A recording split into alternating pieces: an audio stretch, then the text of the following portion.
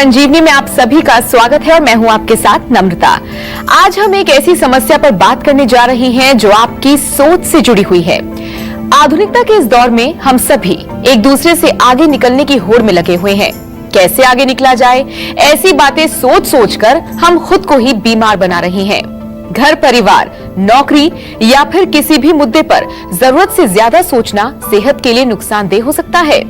तो संजीवनी के आज के एपिसोड में डॉक्टर चौहान से यही जानेंगे कि ओवर थिंकिंग को कैसे रोकें। तो कहीं मत जाइएगा, रोज की तरह आज भी हमारे साथ मौजूद हैं विश्व प्रसिद्ध आयुर्वेदाचार्य डॉक्टर प्रताप चौहान। डॉक्टर साहब, बहुत बहुत स्वागत है आपका। शुक्रिया जी।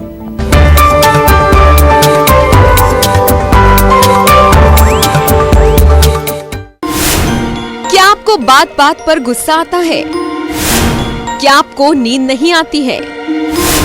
क्या आप हर समय थकान महसूस करते हैं?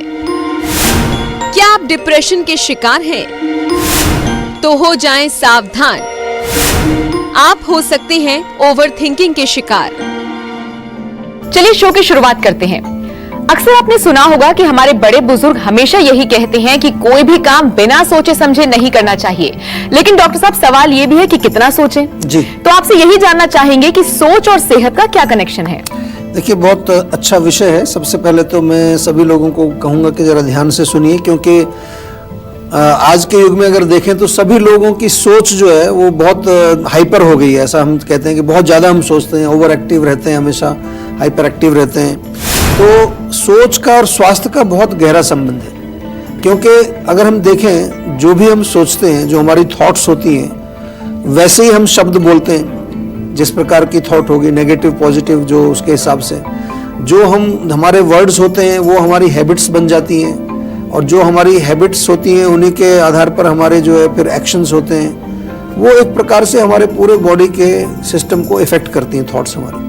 तो अगर हम कॉन्टिन्यूसली एक्सेसिव थिंकिंग अगर करेंगे, ओवर थिंकिंग अगर करेंगे, तो उससे क्या होगा कि सबसे पहले तो एक हमारे माइंड को रेस्ट नहीं मिलेगा बिल्कुल भी, और दूसरा जो है हमारा जो ब्रेन है, ब्रेन का हमारा कनेक्शन हमारे डाइजेस्टिव सिस्टम से भी। जब भी हम कभी चिंतन करते हैं, चाहे बेशक वो पॉजिटिव चिंतन भी हो, उसका कनेक्शन जो है हमारे डाइजेशन से है। तो अगर हमारा चिंतन पॉजिटिव होगा, चलो फिर तो एक बार भी हमारे शरीर के लिए वो अच्छा है, पॉजिटिव थॉट्स जिनको हम कहते हैं। लेकिन अक्सर जो हमारी थिंकिंग आजकल चलती है वो नेगेटिव थिंकिंग होती है, जिसमें हम हमेशा यही सोच रहे होते हैं कि भाई किस प्रकार जो है किसी दूसरे का नुकसान हो जाए। ईर्ष्या चल रही होती है, एंगर चल रहा होता है, या फियर चल रहा होता है, या कभी कभार बहुत ज़्यादा जो है हमारे अंदर एंग्जाइटी होती है, उस थॉट्स हमारी अंदर एंग्जाइटी क्रिएट करती हैं। तो ये सारी चीज़ें जो हैं कहीं ना कहीं हमारे शरीर और मन में रोग पैदा करते हैं।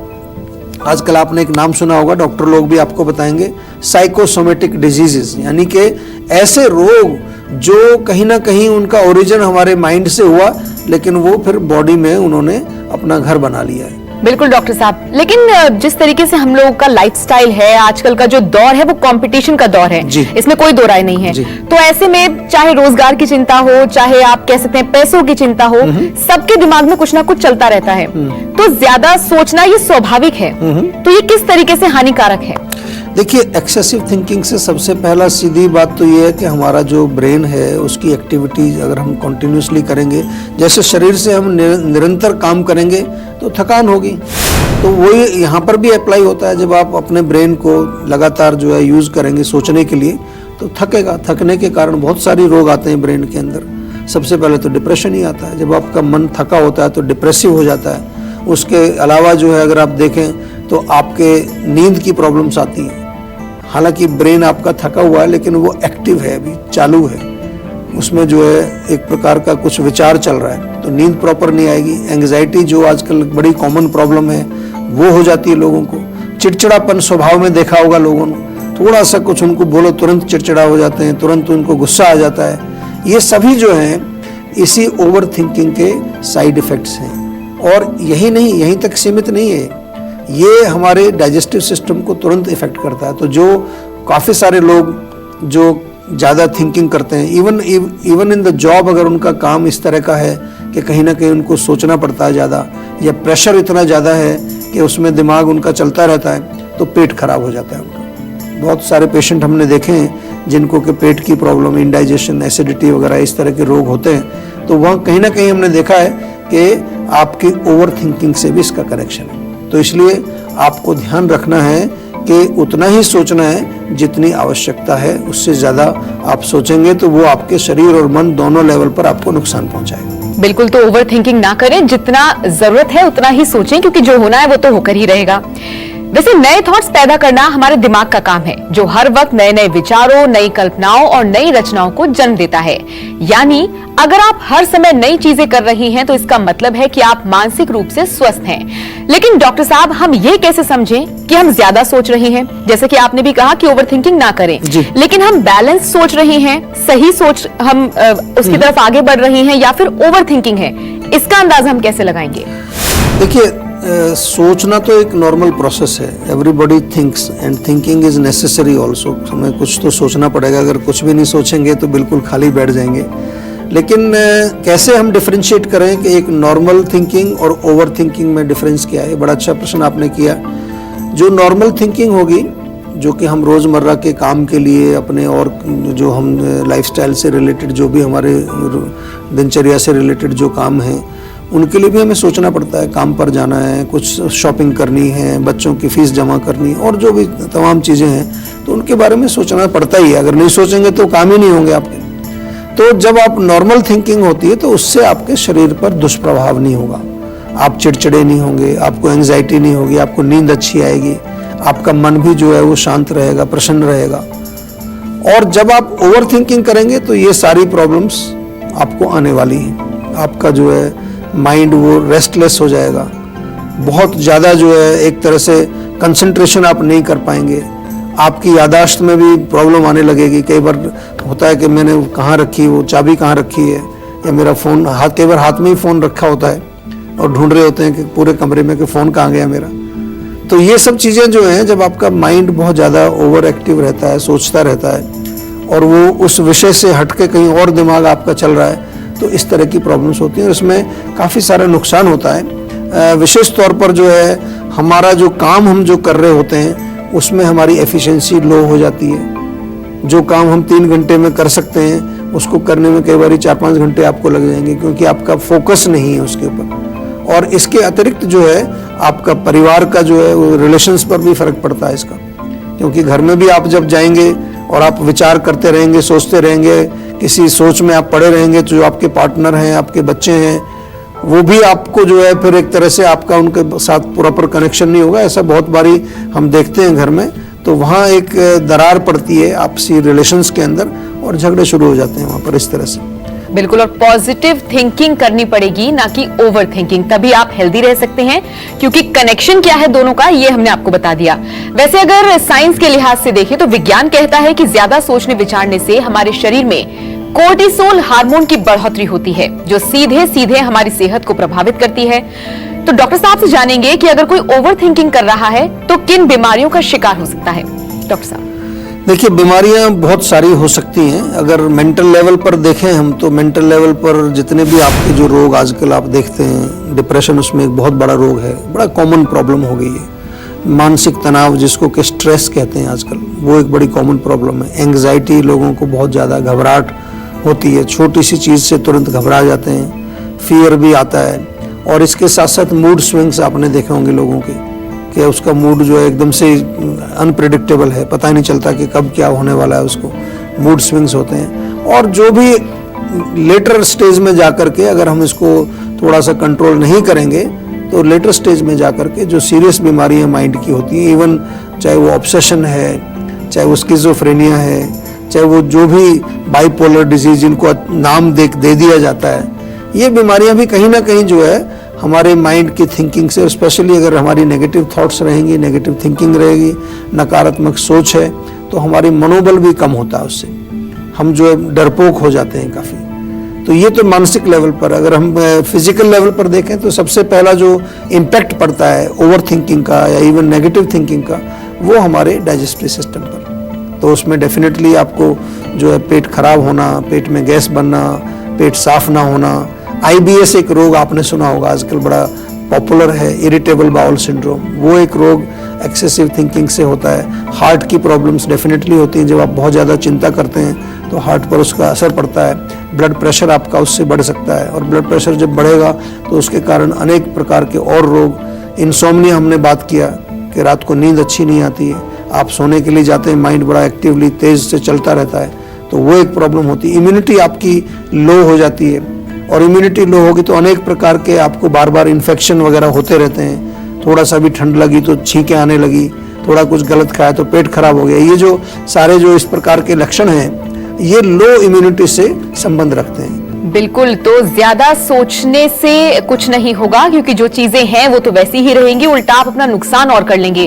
कह सकते हैं कि चिंता करने के बजाय अगर आप चिंतन करें तो ज्यादा ठीक रहेगा। लेकिन डॉक्टर साहब, जिस तरीके से आप बता रहे हैं कि ओवर थिंकिंग ना करें, क्योंकि ये सारे नुकसान हमको हो सकते हैं फिजिकली भी और मेंटली भी। सबसे बड़ा सवाल यही है कि दिमाग ओवर थिंक ना करे, उसके लिए क्या करें? देखिए, बहुत सिंपल है। हम जब भी कोई काम करना चाहते हैं तो सबसे पहले हमें समझना पड़ता है कि वो पूरी उसकी एक्टिविटी हो कैसे रही है। तो थॉट कहाँ पर आती है? हमारे मन में आती है। लेकिन मैं तो मन नहीं हूँ, मन के ऊपर मेरी बुद्धि है और बुद्धि के ऊपर आत्मा है। अगर आप पूरा सिस्टम देखेंगे तो मन तो एक प्रकार से हमारा नौकर है, लेकिन अभी उसको हमने बॉस बना दिया है, तो वो जो मर्जी करता है वो वैसे ही हम जो है एक्शन करने लगते हैं। तो मन का नियंत्रण करना ही इसका एक जो है मेन एक इलाज है। और आयुर्वेदिक भाषा में हम कहें तो बहुत ज़्यादा वात का प्रकोप हमारे मस्तिष्क में हो जाता है। जब अधिक वात हमारे ब्रेन में होती है तो ब्रेन आपका active, over active, hyper active हो जाता है। तो वात के शांत के लिए क्या करेंगे? सबसे पहले सिंपल तरीका है कि सिर में अच्छी तरह से तेल की मालिश किया जाए, चंपी जिसको कहते हैं ना, खूब अच्छी तरह तेल लगा के मालिश करें। और साथ में एक हमारे यहाँ शिरोधारा होता है। अगर ज़्यादा प्रॉब्लम है आपको तो कभी कभार जीवा में आइए, शिरोधारा कराइए। उसके अलावा आप जो है माइंड को शांत करने की जितनी भी टेक्निक्स हैं, एक बहुत अच्छा एरोमा, कोई खुशबू आप अपने कमरे में लगाएं जिससे कि मन शांत होता है। कभी कभार इवन बड़ी सॉफ्ट म्यूजिक, कोई अच्छी बांसुरी वादन, सितार वादन, तबला, ये जितने भी क्लासिकल सिंगल इंस्ट्रूमेंट्स हैं, इनके जो ध्वनि है, इसका साउंड है, वो मन को शांत करता है। और डीप ब्रीदिंग बहुत अच्छा एक एक्सरसाइज है। बैठ करके गहरे लंबे सांस लें। शवासन जो योग में हम करते हैं, लेट करके एक बिल्कुल बॉडी और माइंड दोनों को शांत करने के लिए एक अच्छी प्रैक्टिस है, वो है। बहुत ज़्यादा तकलीफ हो तो आगे चल के योग निद्रा एक बड़ा अच्छा एक टेक्निक है, उसको आप थोड़ा अगर सर्च करेंगे तो मिल जाएगी, उसको ज़्यादा मुश्किल नहीं है उसको करना, वो एक बहुत अच्छी चीज़ है। अक्सर लोग किसी सब्जेक्ट पर ज्यादा सोचने के चक्कर में नेगेटिव सोचने लगते हैं, जो उनकी सेहत पर खराब असर डालता है। तो डॉक्टर साहब, जो लोग नेगेटिव सोचते हैं या फिर पॉजिटिव सोच रखना चाहते हैं, वो क्या करें? टेक्निकल तरीके से समझने की कोशिश करें तो हम आयुर्वेद में आपको बार बार एक चीज़ कहते हैं कि जब भी कोई आपका एक रोग है शरीर में, चाहे वो ओवर थिंकिंग का ही रोग है, ये भी एक रोग है, तो उसका रूट कॉज हमें समझना चाहिए कि उसका जड़ कहाँ पर है। तो रूट कॉज अगर हम आयुर्वेदिक दृष्टि से देखें तो हमारा जो मन है उसमें 3 प्रकार के गुण होते हैं, सत्व गुण, रजोगुण और तमोगुण। और ये तीनों गुण जो है हमारे मन के फंक्शंस को कंट्रोल करते हैं। तो अगर रजोगुण ज्यादा होगा तो मन आपका हाइपर एक्टिव होगा, तमोगुण होगा तो मन आपका डिप्रेशन में चला जाएगा, जैसे आपने कहा। सत्वगुण होगा तो मन आपका क्लियर रहेगा, शांत रहेगा, सोचेंगे तब भी आप, ऐसा नहीं कि नहीं सोचेंगे, लेकिन फिर आपका नियंत्रण आपके ऊपर रहेगा। तो सत्वगुण वाली जो कंडीशन है वो आपका स्वस्थ मन है।